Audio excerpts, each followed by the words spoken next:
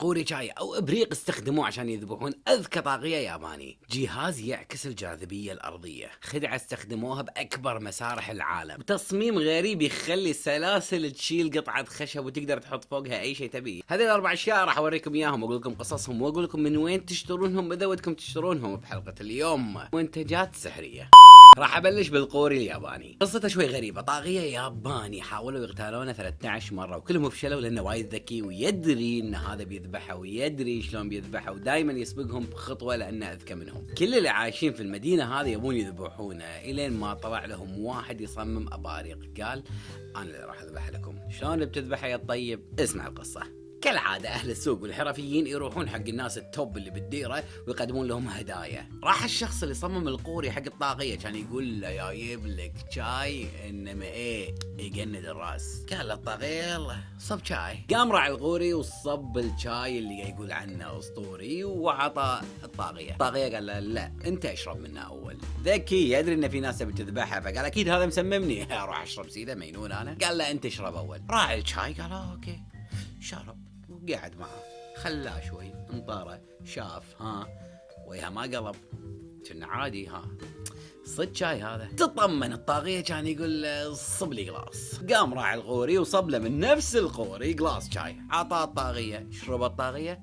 كان يموت. شلون؟ انا اقول لك شلون. القوري هذا اسمه قوري القاتل اساسن تي بوت. مو انا مالفه صدق هو اسمه كذي. القوري هذا تقدر تطلع منه سائلين مختلفين مثل ما قاعد تشوفون على الشاشه قدامكم. تقدرون تطلعون سائل غامج وسائل فاتح. طبعا بالقصه اللي قلت لكم اياها ما كان حاط سائلين لونهم غير عن بعض. نفس الشاي عباه فوق وتحت بس اللي فوق كان حاط فيه سم يعني يطلع اثول اذا حاط في السم سائل غامج والثاني فاتح اكيد ما سوى كذي. انا حاط لكم لونين حيل مختلفين عن بعض عشان تستوعبون الفكره شلون قاعد تصير. انزين اشرح لنا شلون قاعد تصير. الله يسلمكم. القوري هذا مقسوم حق قسمين من داخل. القسم الاول يتعبى من الفتحه اللي فوق والقسم الثاني اللي تحت يتعبى من الفتحه اللي تحت. راح احط لكم رسم 2 دي على الشاشه عشان تستوعبون اكثر القوري من داخل شلون صاير. هذا شكل القوري من داخل. اذا نبي السائل اللي موجود بالفتحه اللي فوق هو اللي ينصب، كل اللي علينا نسويه نسد الفتحه اللي تحت ونصب وما راح يطلع الا السائل اللي فوق. واذا نبي العكس نسد الفتحه اللي تحت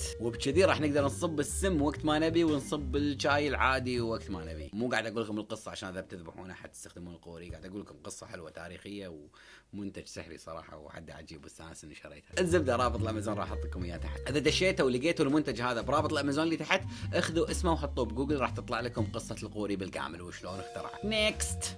التصميم اللي قدامكم تصميم سحري والسلاسل اللي ماسكتها اذا عبالكم هذه عواميد ترى هي سلاسل عاديه. شلون قاعد تطير الخشب؟ اكيد السلاسل هذه عواميد. لا للمره الاولى صدق صدقوني هالمره ما في خدعه ماكو شيء وصدق هذيل سلاسل واللي بالنص صدق سير مطاطي. كل اللي قاعد تشوفونه او كل الخدعه وما فيها ان هذا تصميم جدا ذكي يعتمد على السحب. السلاسل قاعد تسحب القطعه اللي موجوده فوق بطريقه متساويه بالضبط. كلهم قاعد يسحبون القطعه اللي فوق كل واحد قاعد ير من ناحيته والسير اللي بالنص هو اللي قاعد يرفع الخشبه اللي فوق بحيث انها قاعد تطلع كانها طايره فوق السلاسل. والصج هذيل السلاسل يعني سلاسل عاديه مو عواميد. وشوفوا اقدر احركهم قدامكم واللي بالنص صج سير. تصميم اسطوري وذكي. وعلى فكره ترى يعني يشيل اوزان اذا حطيت فوقه قلاص يشيله ما يطيح. جايكم اسطوري اللي مسويه جدا ذكي. وطبعا كانه خدعه بس هو مجرد تصميم جدا ذكي. وايضا راح تلقونه برابط الامازون اللي حاط لكم اياه تحت. نيكست.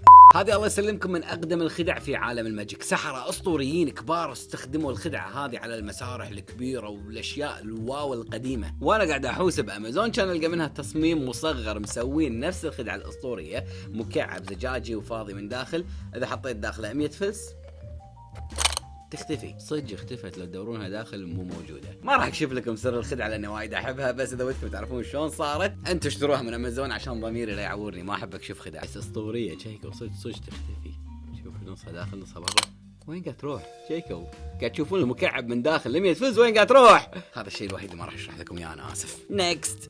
جهاز يعكس الجاذبية. أول مرة شفت الجهاز هذا ما صدقت قلت في شيء غلط وإذا صدق معناته هذا الجهاز بآلاف الدولارات. لما شفت سعره قلت لا لحظة مستحيل في جهاز يعكس الجاذبية، هذا واحد. اثنين، مستحيل اذا في جهاز يعكس الجاذبية يكون بالسعر هذا. للأمانة صدق اول ما وصل انا مو مقتنع، لين صبيت فيه ماي وشغلته وقعدت اطالع وانا قاعد اطالع مو مصدق عيني في شيء شلون قاعد الماي قاعد يصعد مو قاعد ينزل. على فكرة الجهاز هو عبارة عن ساعة مكتب تصب فيها ماي تصير نافورة، بس النافورة مو تصب ماي من فوق لتحت، لا النافورة هذه من الماي من تحت يصعد فوق. بتقول لي في بايب تحت يضخ؟ لا، هي قطرة قاعد تصعد. في شيء غلط. سويت حلقة كاملة باليوتيوب اول ما وصلني الجهاز من كثر ما انا كنت منبهر منه، ولان الحلقة قديمة وحزتها ما كنت قايل لكم من وين تشترونه، وايد ناس سالوني عنه، فقلت احطه بحلقة اليوم عشان اقدر اقول لكم ان تقدرون تحصلونه بالرابط اللي موجود تحت. الساعة هذه شكلها خيالي، واذا حطيتها بمكتبك انا متاكد اي واحد بديش راح يسالك عنها هذه شنو، راح يتنح وينسى الموضوع اصلا اللي جاي يكلمك فيه. قطعة اسطورية سحرية جبارة. وطبعا الموضوع فيه خدعة، يعني مو صدق هو يعكس الجاذبية، هي لعبة ضوء زائد ماي زائد توقيت. شرحتها بشكل تفصيلي بالحلقة اللي نزلتها، راح تطلع لكم الحين شريطة فوق. هذه هي الحلقة، اذا ودكم تشوفونها شوفوها عقب ما تخلصون الحلقة هذه. وبكذي وريتكم 4 منتجات سحرية تقدرون تشترونها وتحطونها ببيتكم. اذا عجبك الفيديو لا تنسى تطق له لايك وطق لي سبسكرايب